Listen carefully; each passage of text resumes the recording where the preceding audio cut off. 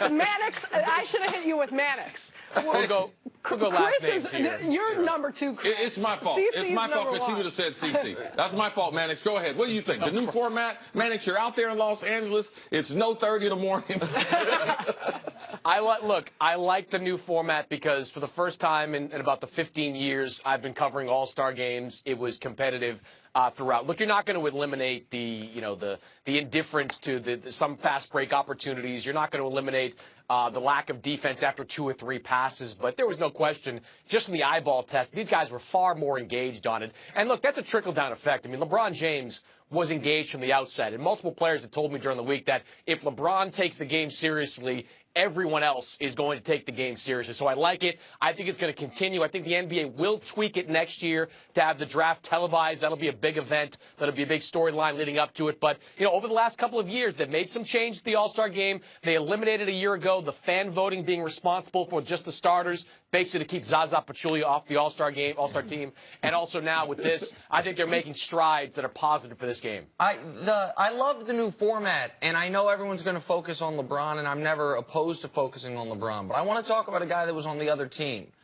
I thought this was a bit of a star turn for Joel Embiid, and I know he's already a star social media-wise.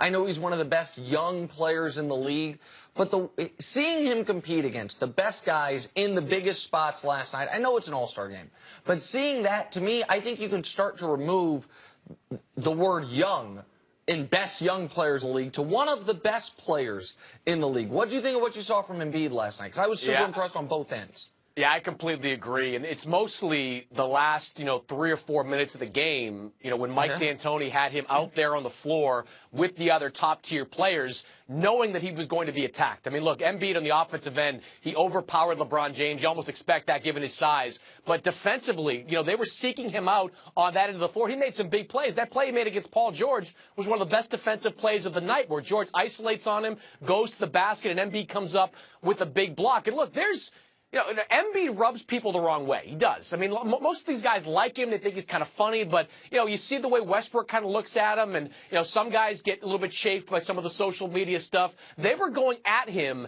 And I think if they had the opportunity to embarrass him by dunking on him or putting up a big play on him, they were going to do it. And he held his ground throughout this game. So it's a good, turn of phrase there by, the star turn by Embiid. That was a big moment for him. Chris, you had mentioned about televising the draft next year. Do you think, in just talking with players, and I know publicly into the media, many of those star players said they would like to see the draft televised. Did you feel like there was any sense of reservation from any guys or any people that they think that wasn't the right move to make and may not be the right move to make moving forward? Not at all. And in the days leading up to it, or the weeks leading up to it, I would ask players that were in the All-Star mix. I asked Al Horford the last day in Boston, did he want to go up to Steph Curry and say, hey, man, when did you draft me? These guys are going to find out anyway. I mean, it's not really all that embarrassing, or isn't as embarrassing as maybe people thought it would be, to be the last pick in the draft. In fact, it adds a layer of intrigue. Remember when Russell Westbrook thought he was the last player picked in the draft, went out and kicked the crap out of John Wall that night in Oklahoma City. So, I mean, I think there's only upside there. I understand from Chris Paul's perspective, as a leader in the players' union, to have some trepidation early on. But given how it's played out and the complete indifference players, or even intrigue players have in where they were drafted, I think there's nothing stopping the draft from being televised next year. Mannix, after being there in Los Angeles, we know that it's nice for the NBA to have good basketball in Los Angeles. We heard the crowd cheering Paul George. How important is it to get a star or two with the Lakers to be able to bring that franchise back to the limelight where we're all used to seeing?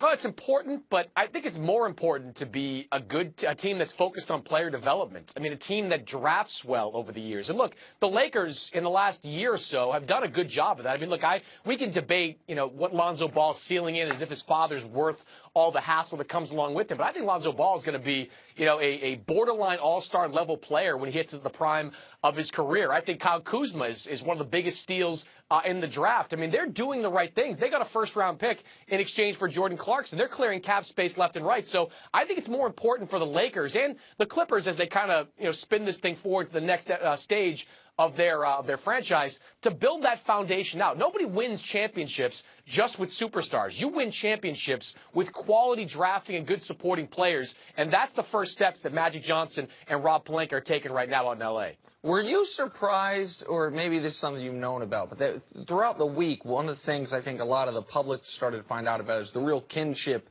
between LeBron and Kevin Durant. CC mentioned that years ago they would train in the offseason similar to how he had trained with Paul George. But I think you look at the best and second best player as rivals, and you saw the commercial they were doing together. You also saw them obviously on the same team trapping Steph together at the end of the game, which was a cool image. Have you been surprised at all by those two guys on and off the court seemingly embracing each other, starting, I guess, with LeBron drafting Durant first overall?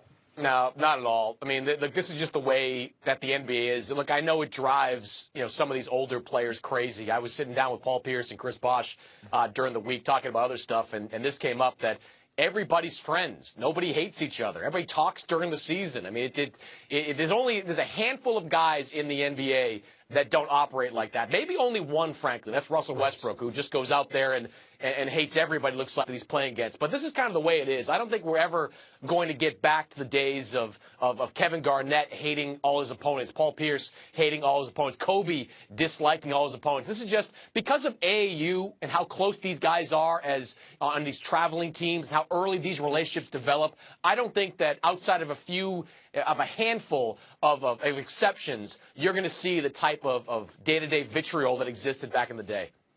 Chris, another change that Adam Silver had made was pushing up the trade deadline, and so now it took place before the All-Star weekend. Was there a different feel, given the fact that that was kind of done with and they're moving forward?